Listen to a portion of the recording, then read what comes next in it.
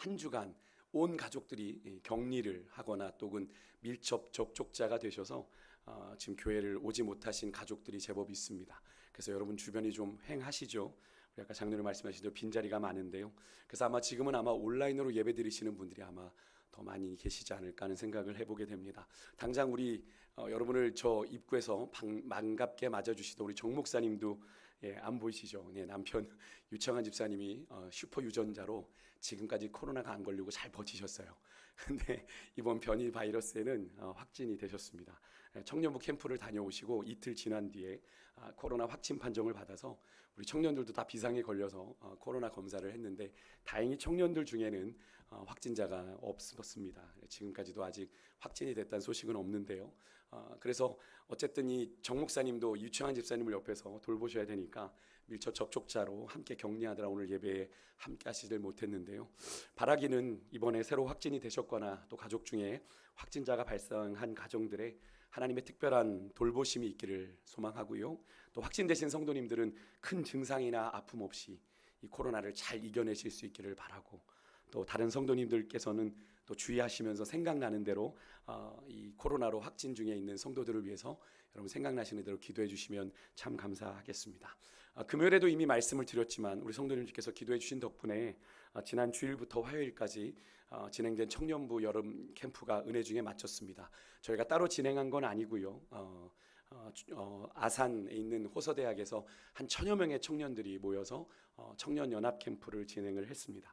그곳에 가서 우리 청년들이 살아계신 하나님께서 정말 우리의 기대보다 우리의 예상보다 더 크게 역사하심을 경험하고 왔는데요. 2박 3일의 일정은 정말 모든 순간이 하나님의 살아계심과 하나님의 역사하심을 구체적으로 우리의 눈으로 목도할 수 있는 그런 은혜로운 시간이었고요. 그저 모든 것이 하나님의 은혜였음을 고백할 수밖에 없는 은혜와 감사의 시간이었습니다. 다시 한번 기도해 주시고 또 물심양면으로 후원해 주신 우리 성도님들께 감사를 드립니다. 저는 오늘 봉독회원님 말씀을 가지고 누구 앞에서 크고 존귀한 자인가 라는 제목으로 여러분과 좀 말씀을 나누려고 합니다. 제가 목소리가 좀 많이 좋지 않죠. 청년부 캠프를 가서 저도 열심히 기도하고 찬양하고 하느라 목소리가 거의 목요일까지는 잘 나오지 않았습니다. 감사하게도 이제 금요 은혜 기도를 섬겨야 될 때 좀 목소리가 회복이 됐는데, 또 이제 금요 은혜 기도에 열심히 또 1시간 반 찬양하고 또 말씀 전하고 기도하고 나니까 또 목이 또 예전 같지 않아서 이 주일날 지금 이 상태로 서게 된 거 너무나 죄송하고요. 좀 불강력적인 상황이니까 여러분 좀 경청하여 주시면 좋겠습니다. 오늘 본문은 우리가 엘리야의 뒤를 이었던 엘리사 선지자가 활동하던 시대에 일어난 일을 담고 있습니다. 여러분 잘 아시죠? 아람 왕의 군대 장관인 나아만의 이야기입니다. 근데 여러분 아람이 어디입니까? 여러분 아람이 어디 있는 지역이에요? 이스라엘이 이렇게 서쪽으로 지중해를 끼고 있으면 이스라엘 어디에 있습니까? 아람이 북쪽에 있습니다. 북쪽에. 그래서 예전엔 수리아라고도 불렀고 지금은 이제 시리아 지역입니다. 시리아 지역이 아람인데요. 그래서 아람의 군대 장관이라면 고대 문화의 정황상 왕 다음에 아마 고위직에 있는 사람이라고 할 수 있겠는데, 그를 가리켜서 성경은 이렇게 소개를 합니다. 1절에 보니까 그의 주인 앞에서 어떤 사람이라고 소개를 해요? 크고 존귀한 자다라고 소개를 합니다. 언뜻 볼 때 성경이 그를 크고 존귀하다라고 소개를 하니까 하나님의 기준에서 나만이 그런 사람인가 보다 라고 우리가 오해할 수 있는데 그렇지 않지요. 누구 앞에서 이 나만이 크고 존귀한 자라고 성경은 이야기합니까? 그의 주인 앞에서. 나만의 주인은 누굽니까? 그가 섬기는 아람 왕이죠. 그 앞에서 이 나아만은 크고 존귀한 자다라고 성경은 이야기하고 있습니다. 그렇게 나아만 장군이 그의 죽은 아람 왕 앞에서 크고 존귀한 자가 된 이유가 뒤에 이어지는데 1절 말씀 계속해서 보면요, 이는 여호와께서 전에 그에게 아람을 구원하게 하셨습니다라고 기록을 합니다. 여기서 구원이라는 말은 히브리어로 테슈아라고 하는 단어를 쓰는데요, 여기에 이 구원을 의미하는 이 테슈아라고 하는 이 단어는 우리가 생각하는 영적인 구원을 표현하는 그런 단어가 아니고요. 이 테슈아라는 말은 전쟁에서 어떤 위기에서 구출하다라는 그런 의미입니다. 그러니까 이 말은 나아만이 아람 나라가 어떤 전쟁에 휘말려 위기 상황 가운데 있을 때 이 나아만이 탁월한 전략과 군사력을 가지고 아람을 구출했던, 아람을 구원했던 경험이 있다라는 의미인 거죠. 근데 여러분, 여기서 우리가 좀 흥미로운 사실을 발견하게 되는데요. 여러분 혹시 발견하셨습니까? 1절에 보면 그 나아만을 통해 아람에게 구원의 승리를 주신 이가 누구예요? 네, 여호와께서입니다. 여호와께서. 하나님께서 전에 나아만에게 아람을 구원하게 하셨다라고 성경은 기록하는데, 여러분 아람은 하나님의 택한 백성이 아닙니다. 그죠? 이방 나라예요. 분명 이방 나라이고, 이스라엘 기준으로 따지면 나아만도 이방 나라의 군대 장관인데 왜 하나님께서 그를 통해 아람에게 구원을 주셨을까요? 무엇을 말씀하시고 싶으신 걸까요? 여기에 중요한 영적인 의미가 담겨 있는데, 여호와 하나님은 그의 택한 이스라엘에만 국한된 하나님이 아니라 온 세상을 그 발 아래 다스리시는 만유의 주가 되심을 의미하는 그런 의미가 이 구절에는 담겨 있는 겁니다. 그러니까 이스라엘의 경계를 뛰어넘는 것에는 하나님의 손이 미치지 못하는 것이 아니라 우리 주님의 손길은 이 온 세상에 다 미친다라는 거죠. 이스라엘 백성에게만 역사하시는 것이 아니라 온 세상을 다스리시는 주권을 가지신 분이 바로 우리 하나님이시다라는 의미가 이 구절에 담겨 있습니다. 다시 말해서 우리 하나님은 우리 교회 안에서만, 우리 믿는 자의 삶에만 갖춰진 우리만의 하나님이 아니라 여러분 세상의 모든 역사를 주관하고 다스리시는 주권자라고 하는 의미인 건데, 여러분 이 사실을 믿으십니까? 이 사실이 분명히 믿어지는 은혜가 있으시기를 주의 이름으로 축복합니다. 그렇게 하나님의 구원을 위한 도구로 쓰임받았던 나아만, 성경은 1절 후반부에 그를 가리켜 큰 용사라고 부릅니다. 그가 그렇게 아람의 큰 용사가 될 수 있었던 결정적인 이유가 뭐였어요? 조금 전에 살펴본 것처럼 하나님께서 그를 높이셔서 그를 통해 아람에게 하나님이 구원을 베푸셨기 때문이죠. 그래서 큰 용사가 될 수 있었습니다. 그런데 여러분, 이 사실은요 나아만에게만 적용되는 이야기가 아니라 여러분과 저에게도 동일한 사실이죠. 여러분이 오늘 지금 이 순간 여기까지 이렇게 건강을 누리며 큰 부족함이나 결핍 없이 이런 행복한 삶을 누리며 살고 있는 것, 누가 주신 복이에요? 네, 하나님께서 우리에게 허락하셔서 누리게 하신 복이요 은혜인 거죠. 여러분 이 사실을 절대로 잊으시면 안 됩니다. 우리가 찬양하는 것처럼 내가 누려왔던 모든 것들이, 내가 지나왔던 모든 시간이 당연한 것이 아니라 뭐예요? 은혜라는 그 사실을 여러분 절대로 잊으시면 안 됩니다. 그래서 고린도전서 15장 10절에 사도 바울이 이런 고백을 하고 있죠. 우리 같이 한번 읽어보기를 원하는데요, 세번역 성경으로 한번 읽겠습니다. 화면을 보고 읽겠습니다. 시작. 그러나 나는 하나님의 은혜로 오늘의 내가 되었습니다. 나에게 베풀어 주신 하나님의 은혜는 어느 누구보다도 더 열심히 일하였습니다. 그러나 이렇게 한 것은 내가 아니라 나와 함께 하신 하나님의 은혜입니다. 할렐루야. 사도 바울은 누구보다 주를 위해 많이 수고했던 사람이지만 그 수고가 나를 나되게 한 것이 아니라, 내가 한 것이 아니라 고 고백을 합니다. 마찬가지죠. 여러분이 누구보다 열심히 살았고 수고한 인생입니다. 오늘 여기까지 이르기까지 여러분 얼마나 수고하며 열심히 사셨어요. 하지만 지금의 여러분의 인생을 나의 노력과 수고의 당연한 결과다라고 오해하시면 안 되는 거죠. 모든 것이 우리 주님이 누리게 하신 은혜임을 여러분 잊지 마시길 바랍니다. 그렇게 나아만은요 하나님이 그를 높이셔서 그가 섬기는 왕 앞에서 크고 존귀한 자요 큰 용사였지만 결정적인 약점이 있었어요. 뭐예요? 그는 나병 환자였습니다. 여러분 이 문장을 한번 보세요. 그는 큰 용사이나 나병 환자였더라. 어떤 느낌이 드십니까? 요즘 말로 바꾸면 이겁니다. 재벌이고 인품도 좋고 세상적으로 명망도 있는데 안 발기래. 곧 죽는데. 이 이야기보다 더 심한 이야기가 지금 이 나아만에게 적용되는 이야기입니다. 큰 용사인데 나병 환자래. 특히 여기서 나병은요 우리가 기존에 알고 있는 과거에 문둥병이라고 부르고 지금은 한센병이라고 부르는 것과 좀 다른 피부병입니다. 분명한 것은 뒤에 나오는 이스라엘 왕의 반응에서도 우리가 알 수 있지만 이 병은 바로 죽을 병이라는 거예요. 죽을 병. 참 허무하죠. 왕 앞에서 크고 존귀하고 큰 용사이면 뭐합니까? 그죠? 지금 죽어가고 있는데 살고 있지만 죽어가고 있는데, 이것이 지금 나아만이 처한 암담한 현실이죠.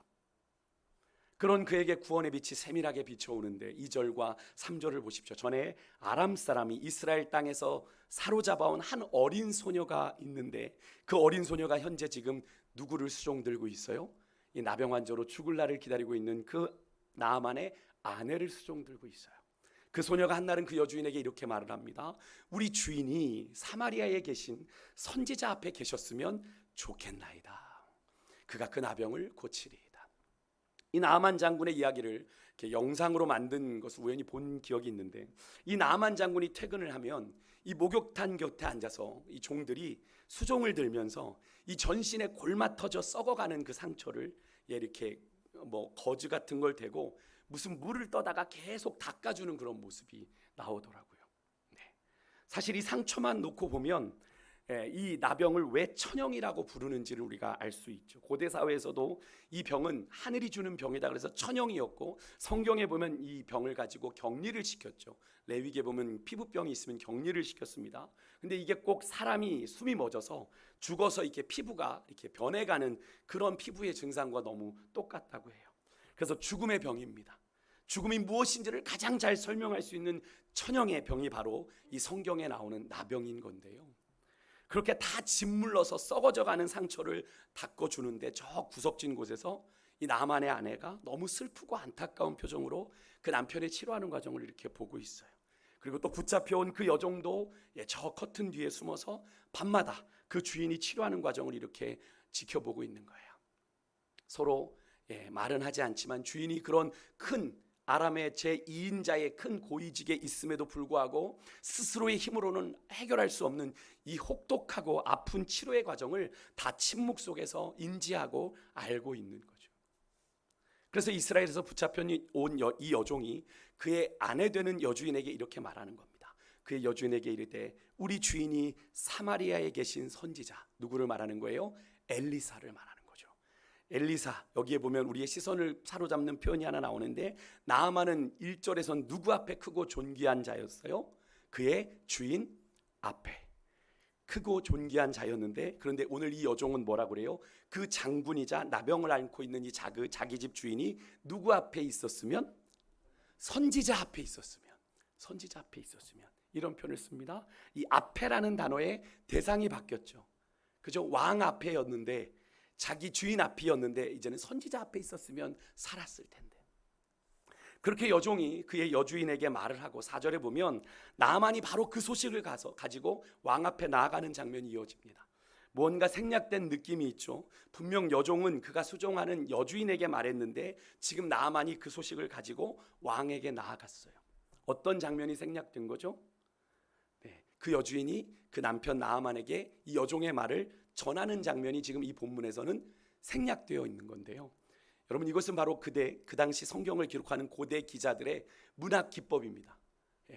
너무 절박하고 극박한 상황을 이렇게 과정을 훌쩍 뛰어넘어 생략하고 기록함으로 나아만이 처한 상황이 너무나도 다급하고 절박한 것을 그렇게 표현하는 겁니다.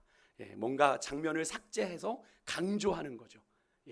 그래서 지금 이것은 의도적으로 생략을 한 겁니다. 혹시라도 이렇게 오해하시는 분들 계실지 몰라요. 아내가 남편에게 여종의 이야기를 전하는 것이 별로 대수롭지 않아서 그런 건가? 그렇지 않습니다.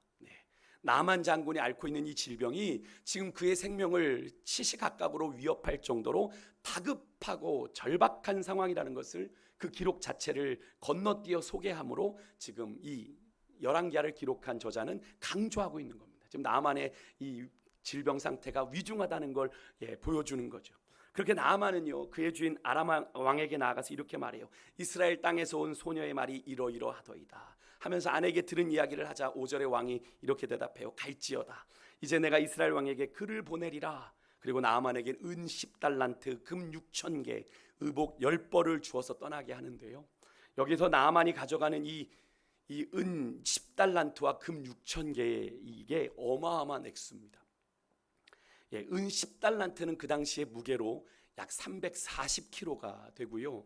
금 6,000개는 약 68kg 정도가 되는 양이라고 합니다.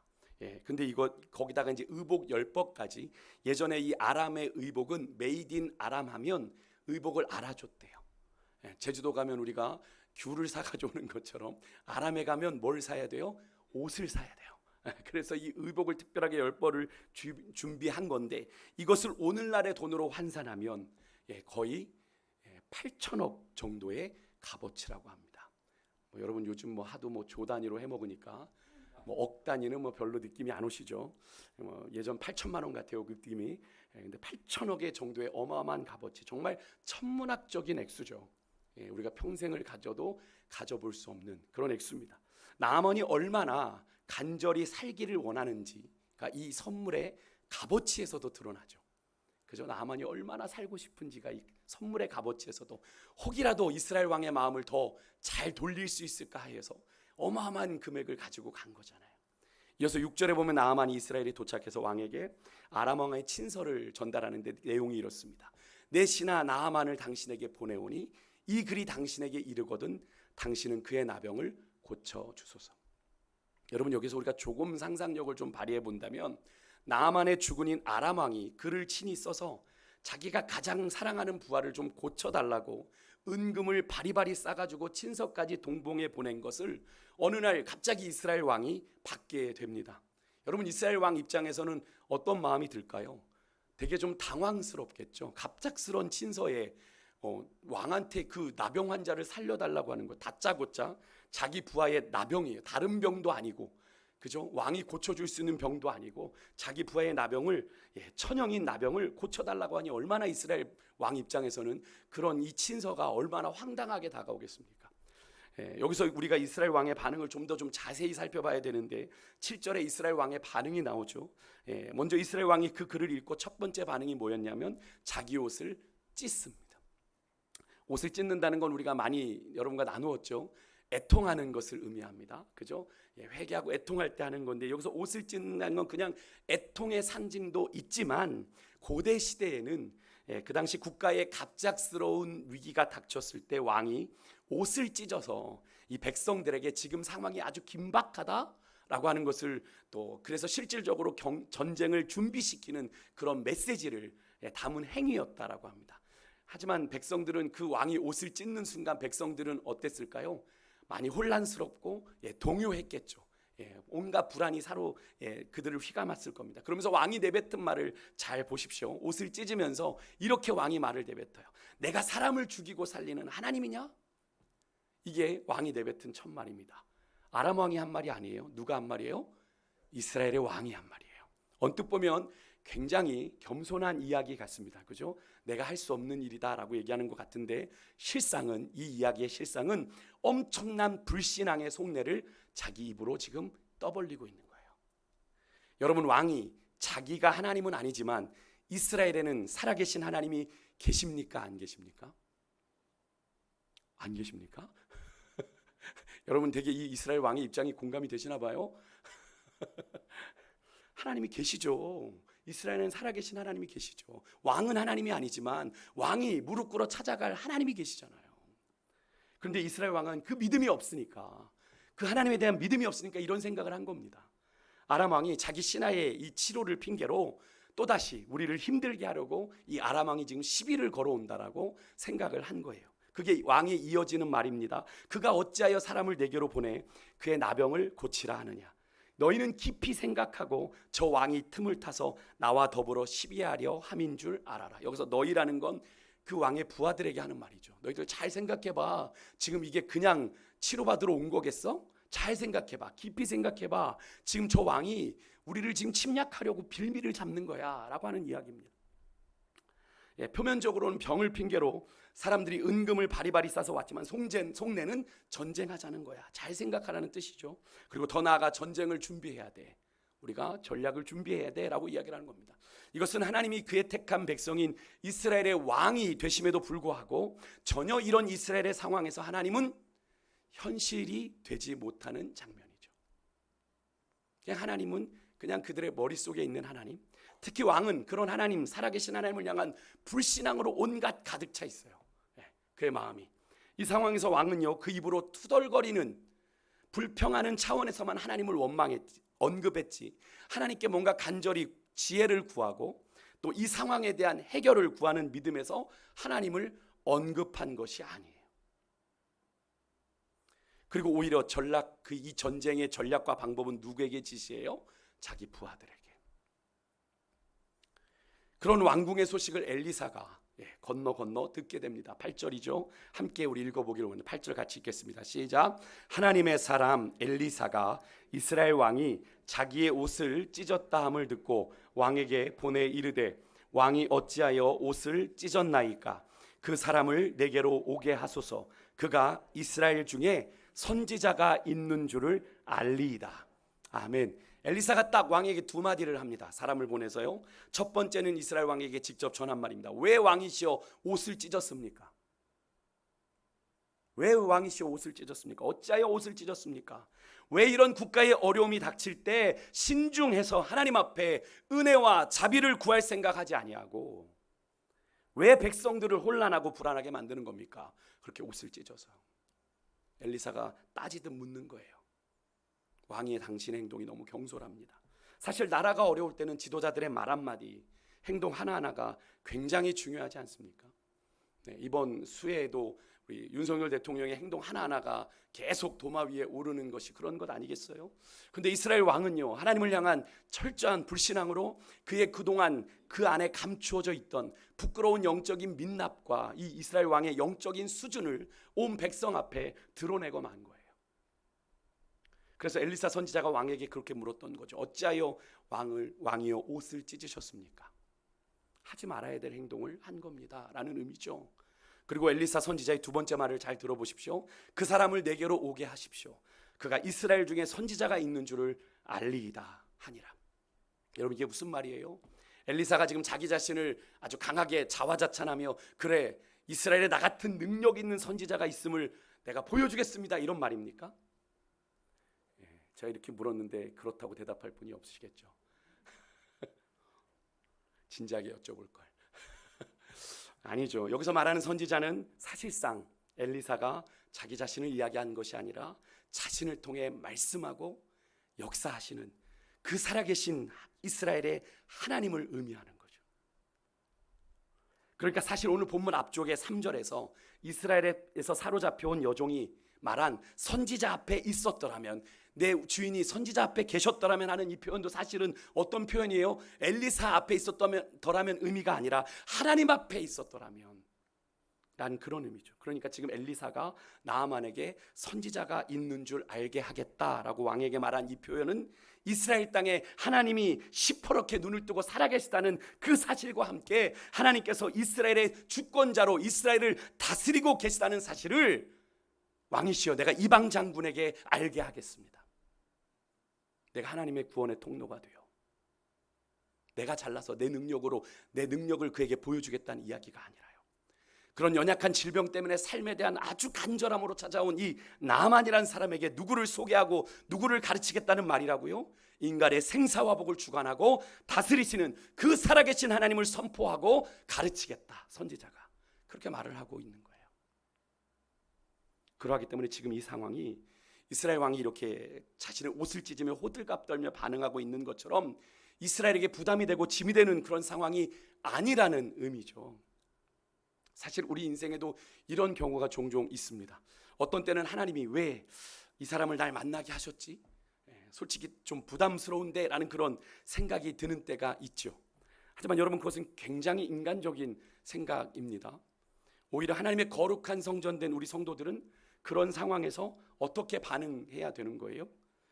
그때는 오늘 이스라엘 왕이 그랬던 것처럼 전쟁을 선포하고 백성들에게 경각심을 주는 그런 옷을 찢는 불신앙의 행위를 해야 되는 것이 아니라 이 사람을 또는 이 사역을 하나님이 내게 보내시고 맡기신 것은 뭘 하라고 우리에게 그걸 맡기신 거예요? 왜 그 사람을 보내신 거예요? 나에게 있는 하나님의 그 위대하심, 그 하나님의 능력, 여전히 그 살아계신 하나님의 임재가 내 안에 있다는 것을 알리는, 하나님의 하나님 되심을 알리는 영적인 좋은 기회로 삼아야 한다라는 거죠. 사실 오늘 본문에서요, 나아만은 오히려 이 상황을 이스라엘 왕과는 전혀 다른 관점으로 받아들이고 있죠. 여러분, 이 나아만이 이 상황을 자신의 삶의 위기로 봤습니까? 아니면 기회로 봤습니까? 기회로 봤죠. 죽어가는 자신이 살 수 있는 유일한 기회로 봤습니다. 그래서 그 은금을 바리바리 싸가지고 그 아람 땅에서 이 사마리아까지 이 이스라엘 땅까지 온 거잖아요. 여러분, 오늘 이 말씀을 듣는 우리 성도님들도 모든 인생의 관점을 그렇게 이해하실 수 있어야 돼요. 실제적으로 하나님이 우리에게 조금은 무거운 짐을 지우시고 원치 않는 일들을 맡기실 때는 그것이 당장 느껴지는 것처럼 부담이고 짐이고 여러분 버거움이 아니라 오히려 여러분 그것이 여러분에게 하나님이 베푸시고자 하는 은혜와 축복의 기회이고 영적인 성장과 성숙의 절호의 기회라는 사실을 여러분 믿으시길 바랍니다. 오늘 본문에서 엘리에사가 선포한 것이 바로 그런 믿음의 고백인 거죠. 얼마나 당당하고 멋있습니까? 여러분과 저의 삶에도 이런 살아계신 하나님을 향한 당당한 믿음의 고백과 선포가 좀 있기를 간절히 소망해요. 나는 살아계신 하나님의 사람이야 라고 하는 그런 믿음의 당당함이요. 이어진 9절 볼게요. 그렇게 한바탕 이스라엘 왕으로 인한 소동이 일어난지도 모르는 나아만은 누군가의 안내를 따라 선지자 엘리사의 집으로 말들과 병거를 이끌고 나아갑니다. 여기서 이제 우리가 재밌는 표현을 좀 발견하게 되는데 엘리사의 집을 향하는 나아만의 발걸음에 굳이 성경은 말들과 병거들을 거느리고 갔다라고 하는 표현을 삽입해 놓고 있어요. 언뜻 볼 때는 그냥 나아만이 아람 왕의 군대 장관이니까 당연히 갖출 의전이겠지라고 생각할 수 있지만 여러분 히브리어 원문 성경을 보면 이 표현을 통해서 말하고자 하는 그런 뉘앙스가 그런 느낌이 아닙니다. 이것은 나아만이요, 비록 자기 지금 죽을 질병 때문에 이 먼 곳까지 나으려고 치료받으려고 찾아왔지만 자신이 그래도 어떤 사람이에요? 큰 용사, 이 정도의 신분의 사람이라는, 즉 나는 너희들의 주군의 나라 아람의 2인자라는 그런 과시적인 측면이 이 구절에는 담겨 있는 거예요. 내가 이런 사람인데, 내가 비록 지금은 죽을 병에 걸려 있지만 내가 이런 사람이야 라고 하는 것을 어필하는 거죠. 근데 그러면 뭐합니까? 지금 죽어가는 나병 환자인데 아무런 의미 없는 행동인 거죠. 성경은 지금 그것을 말하고 있는 겁니다. 그가 그렇게 과시하고 있는 게 얼마나 의미 없는 행동인지. 어쩌면 나아만은 그것을 기대했을지 모르겠어요. 그렇게 좀 구색을 갖춰서 행차를 하면 이스라엘의 선지자가 버선발로 달려 나와서 아이고 어떻게 이렇게 누추한 곳까지 오셨습니까? 하며 자신을 깊이 환대하리라는 그런 기대를 가지고 그렇게 나아갔을지 모르겠습니다만 엘리사는 그렇게 하지 않았죠. 이어지는 10절 보십시오. 사실 이 정도의 국빈이 이런 동네에 오는 그런 행차라면 동네 어귀에서부터 좀 떠들썩했을 것이고 이미 엘리사 집에도 다 들리고 알았을 거란 말입니다. 그런데 선지자는 코빼기도 보이지 않아요. 그리고 오히려 선지자 엘리사가 자기의 사자를 보내서 나아만에게 이야기합니다. 너는 가서 요단강에 몸을 7번 씻으라. 내 살이 회복되어 깨끗하리라. 이렇게 말을 해요. 그러자 나아만이 노합니다. 지금 나아만이 어떤 상황인 거예요? 자존심이 아주 상한 상황이죠. 그래서 분노가 막 솟구치는 거예요. 이어지는 11절 보면 그런 나아만의 마음이 아주 구체적으로 표현이 되어 있습니다. 이런 거예요. 감히 일개 선지자가 그 당시 이스라엘보다 강한 아람의 2인자인 국빈이 지금 자기 집 앞까지 찾아와서 이렇게 서 있으면 어떻게 해요? 직접 나와서 안내도 하고 모시고 들어가서 안수를 하든지 어떤 종교적인 행위를 통해서 그래도 이 나아만의 신분에 어울리는 치료 과정을 좀 보이든지 해야 되는데 그런 것은 고사하고 지금 이 선지자가 엘리야사 선지자가 코빼기도 나와보지도 않고 자기 사람을 종을 시켜서 가서 요단강에 몸을 7번 씻으라는 말을 전한 것에 나아만이 아주 지금 불쾌함을 느낀 거죠. 나를 이렇게 대접하나, 내가 죽을 병에 걸렸다고 이렇게 대접하나. 근데 여러분 죽을 병에 걸린 죄송합니다. 그런 분들은 더 민감하죠. 더 민감합니다. 더 많은 상처를 받아요. 우리는 그런 의도가 아니었는데 조금만 경홀이 되거나 좀 가볍게 대하면 아주 깊은 상처를 받습니다. 지금 나아만이 그런 상황인 거예요.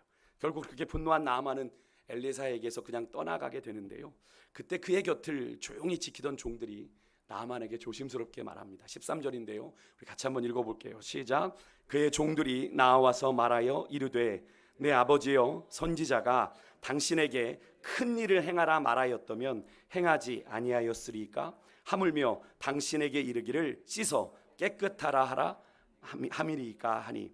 여러분 이 장면을 보면서 무엇보다도 주변에 누가 있는가가 참 중요하구나라는 그런 생각을 해보게 되는 거죠. 가뜩이나 화가 난 나아만, 여러분 주변의 사람들이 덩달아 화나서 화내면서 저놈의 선지자 죽여버리십시다. 저렇게 네 가지 없이 말이야. 우리 지금 장군님이 어떤 사람인데 말이야. 이렇게 생각했으면 어떤 일이 벌어졌을까요? 그냥 나아만은 엘리사 선지자 죽이고 그냥 본국으로 돌아갔을 것이고, 그렇게 나아만의 인생은 그렇게 끝났을 겁니다. 하지만 나아만 주변에는 그에게 진심을 담아 진언을 할 수 있는, 충언을 드릴 수 있는 좋은 부하들이 있었어요. 그들은 조심스럽게 말합니다. 사실 장군님, 어르신, 여기 성경에는 아버지여 이렇게 표현하고 있는데 그만큼 막역한 관계에 있는 부하였겠죠. 선지자께서 뭐 대단한 일을 시키신 것도 아니지 않습니까? 장군께서 어떻게 보면 그보다 더 엄청난, 더 큰 일을 시켰어도 지금 살려면 해야 되는 상황이지 않습니까? 근데 요단강 가서 몸 좀 7번 씻으라고 했는데 그런 작은 것도 안 하고 이렇게 돌아가면 우리가 여기까지 먼 길 온 긴 여정이 너무 무의미하지 않습니까? 이렇게 충언을 한 거예요.